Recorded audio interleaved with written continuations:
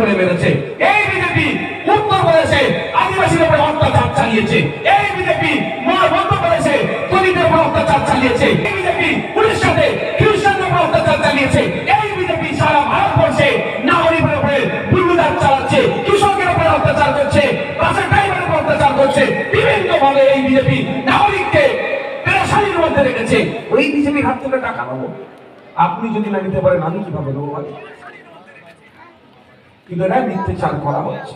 দ্বিতীয় কথা যেটা কথা বাজে না, কথা রাখি। দ্বিতীয় কথা কি, এমএলএ কি করেছে? শওকত মোল্লা হোক আর যেই হোক, নোটোরিয়াস ক্রিমিনালের নাম নিয়ে ফেলেন, আমি নোটোরিয়াস ক্রিমিনাল বলি।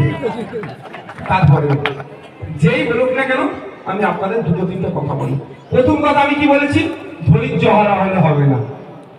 আমি কি করেছি না করেছি বা কতটা করেছি আর কতটুকু বাকি আছে যদি এখন বলে দিন, অসুবিধা আছে, অসুবিধা আছে। আমাকেও কিছু প্ল্যান নিয়ে চলতে হয়। যেমন সামনে যত বড় শত্রু প্ল্যান